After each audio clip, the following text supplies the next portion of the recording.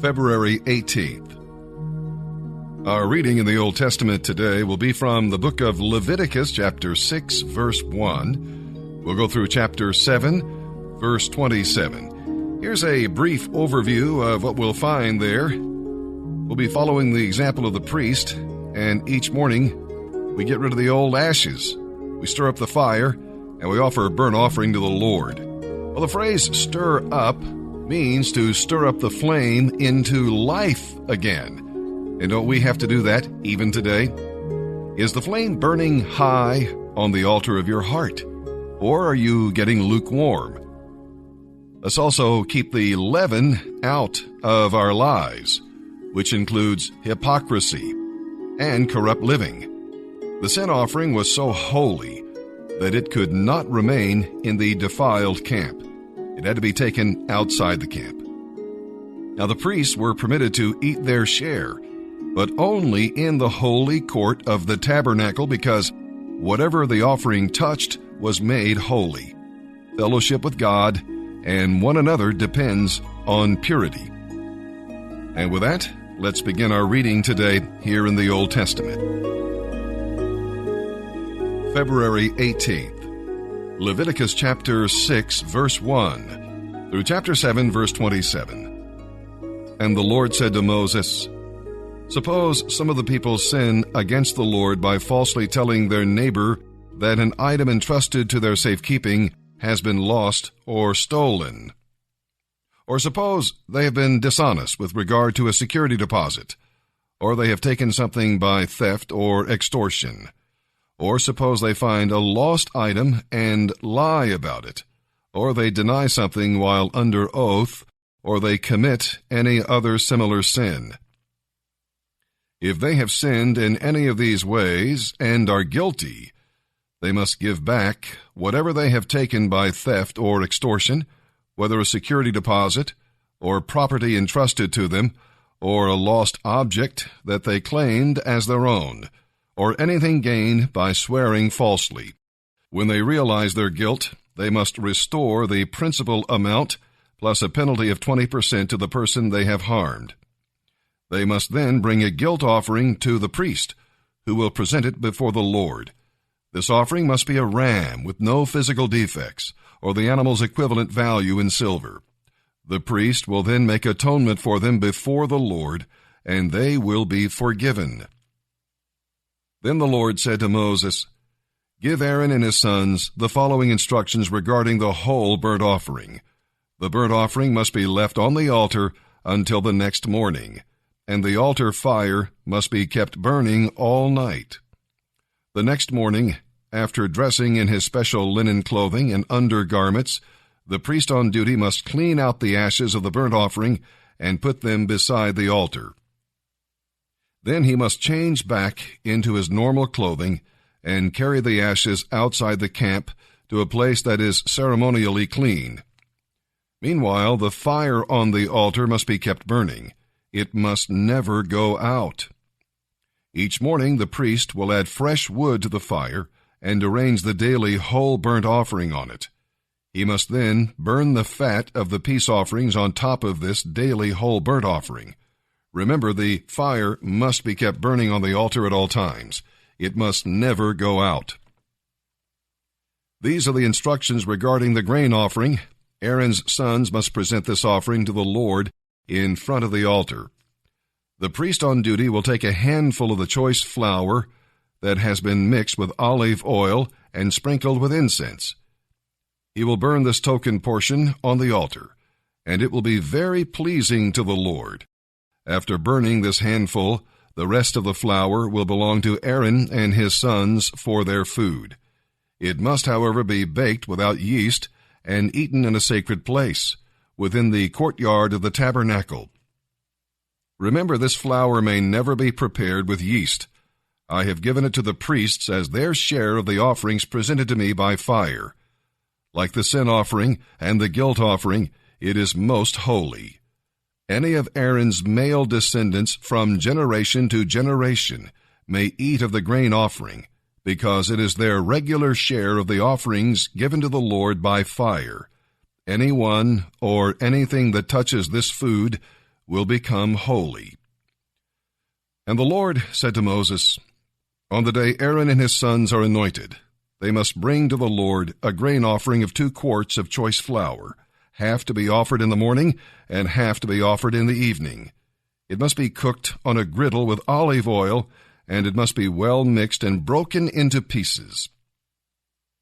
You must present this grain offering, and it will be very pleasing to the Lord. As the sons of the priests replace their fathers, they will be inducted into office by offering this same sacrifice on the day they are anointed. It is the Lord's regular share, and it must be completely burned up. All such grain offerings of the priests must be entirely burned up. None of the flour may be eaten. Then the Lord said to Moses, Give Aaron and his sons these further instructions regarding the sin offering.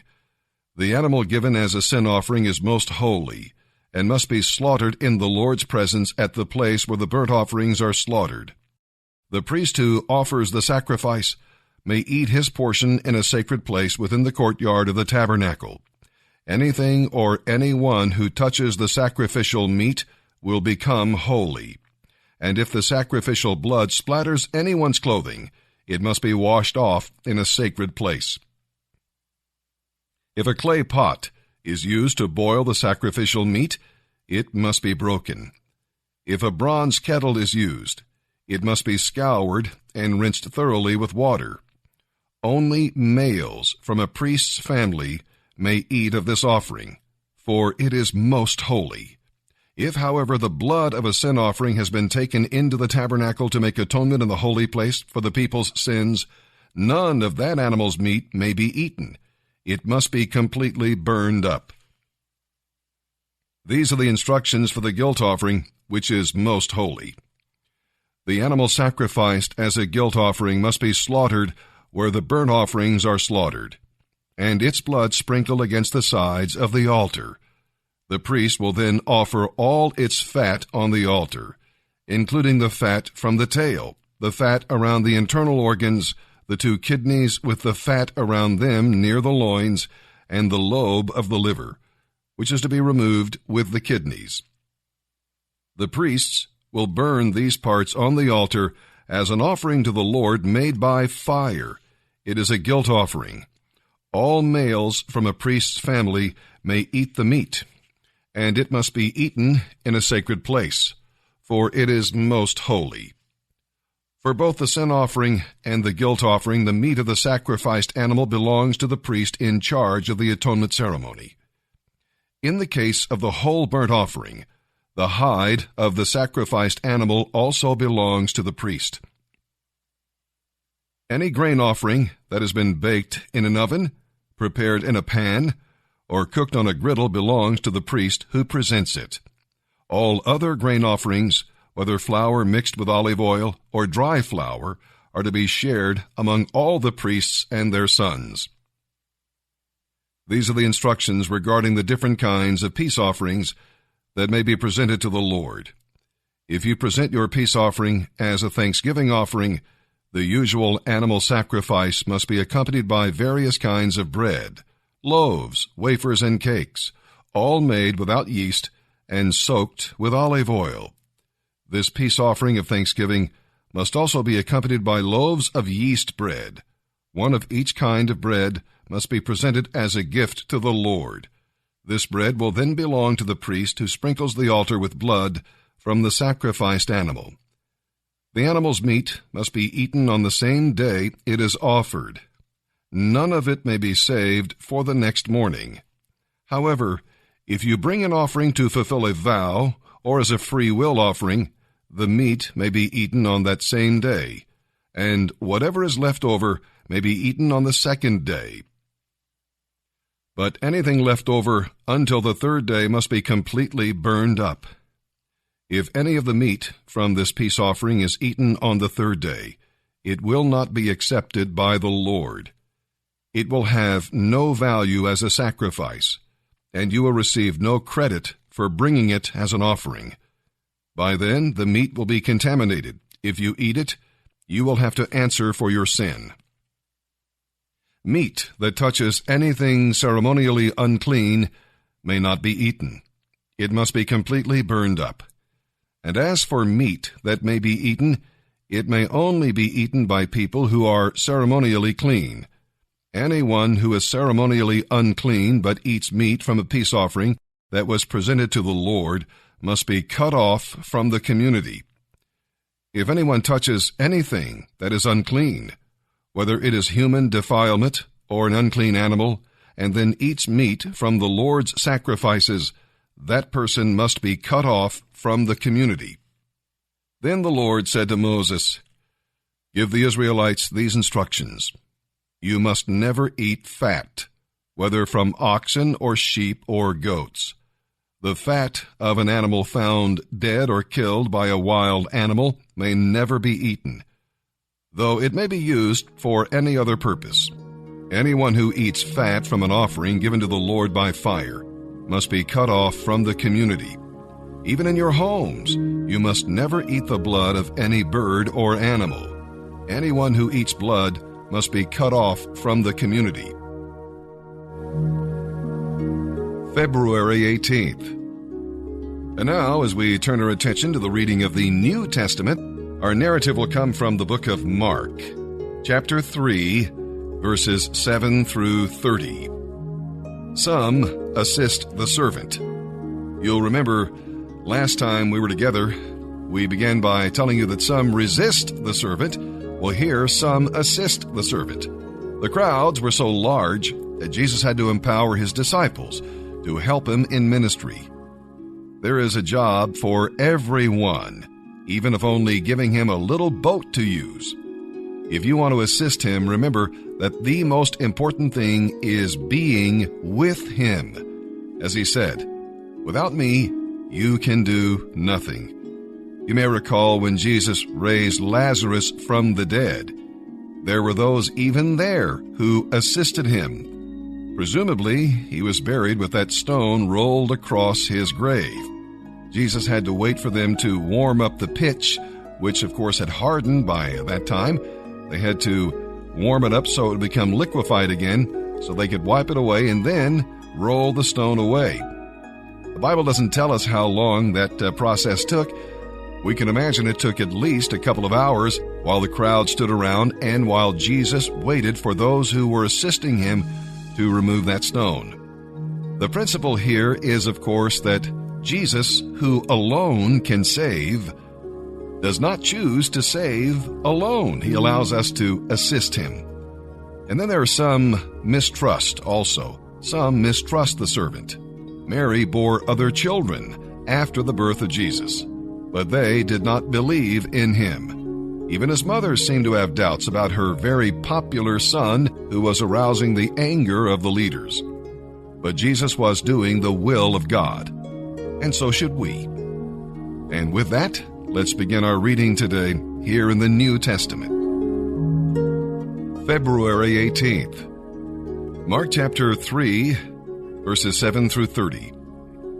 Jesus and his disciples went out to the lake, followed by a huge crowd from all over Galilee, Judea, Jerusalem, Idumea, from east of the Jordan River, and even from as far away as Tyre and Sidon. The news about his miracles had spread far and wide, and vast numbers of people came to see him for themselves. Jesus instructed his disciples to bring around a boat and to have it ready in case he was crowded off the beach. There had been many healings that day. As a result, many sick people were crowding around him trying to touch him. And whenever those possessed by evil spirits caught sight of him, they would fall down in front of him shrieking, "You are the Son of God!" But Jesus strictly warned them not to say who he was. Afterward, Jesus went up on a mountain and called the ones he wanted to go with him, and they came to him. Then he selected 12 of them to be his regular companions, calling them apostles. He sent them out to preach, and he gave them authority to cast out demons. These are the names of the 12 he chose. Simon, he renamed him Peter. James and John, the sons of Zebedee, but Jesus nicknamed them Sons of Thunder. Andrew, Philip, Bartholomew, Matthew, Thomas, James, son of Alphaeus, Thaddeus, Simon the Zealot, Judas Iscariot, who later betrayed him. When Jesus returned to the house where he was staying, the crowds began to gather again, and soon he and his disciples couldn't even find time to eat. When his family heard what was happening, they tried to take him home with them. "He's out of his mind," they said. But the teachers of religious law who had arrived from Jerusalem said, "He's possessed by Satan, the prince of demons. That's where he gets the power to cast out demons." Jesus called them over and said to them by way of illustration, "How can Satan cast out Satan? A kingdom at war with itself will collapse. A home divided against itself is doomed. And if Satan is fighting against himself, how can he stand? He would never survive." Let me illustrate this. You can't enter a strong man's house and rob him without first tying him up. Only then can his house be robbed. I assure you that any sin can be forgiven, including blasphemy, but anyone who blasphemes against the Holy Spirit will never be forgiven. It is an eternal sin. He told them this because they were saying he had an evil spirit. Psalm 37, verses 1 through 11. This psalm shares the wisdom of an old man who had walked with the Lord. He had battled with evil and knew the frustration of seeing the wicked prosper and the righteous suffer. As he reviewed the past, he gave some wise counsel to keep us from fretting against the Lord when things are not going the way we want them to go. Trust in the Lord. That's the first principle. If you walk by sight and not by faith, well, you'll find it easy to fret. The wicked seem to be prospering, but they will not last.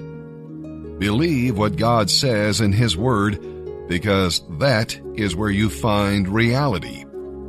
Second principle is delight in the Lord. Find all your joy and pleasure in His will, knowing His will and doing it. Make Him your delight. And guess what? Your desires will be in His will. Living to please the Lord sets you free from fretting about what men are doing. Next principle is commit your way to the Lord. You'll find all these principles I'm mentioning here in this passage of Scripture today. Commit your way to the Lord. When you trust Him and delight in Him, how could you do anything other than commit your way to Him? Let God guide your steps. Choose your joys, protect your name, and bless your work. Let God do all of that. It bears repeating. Let God guide your steps, choose your joys, protect your name, and bless your work. And then rest in the Lord. Restlessness is an evidence of unbelief.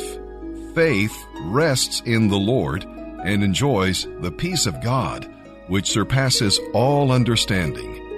God sometimes waits in answering prayer so that He might strengthen our patience. Psalm 37, verses 1 through 11, a psalm of David. Don't worry about the wicked. Don't envy those who do wrong. For like grass, they soon fade away. Like springtime flowers, they soon wither. Trust in the Lord and do good. Then you will live in safety in the land and prosper. Take delight in the Lord, and He will give you your heart's desires. Commit everything you do to the Lord. Trust Him, and He will help you. He will make your innocence as clear as the dawn, and the justice of your cause will shine like the noonday sun. Be still in the presence of the Lord, and wait patiently for Him to act. Don't worry about evil people who prosper, or fret about their wicked schemes. Stop your anger. Turn from your rage. Do not envy others. It only leads to harm, for the wicked will be destroyed. But those who trust in the Lord will possess the land. In a little while, the wicked will disappear. Though you look for them, they will be gone. Those who are gentle and lowly will possess the land. They will live in prosperous security. Proverbs chapter 10, verses 3 and 4. The Lord will not let the godly starve to death, but he refuses to satisfy the craving of the wicked. Lazy people are soon poor. Hard workers get rich.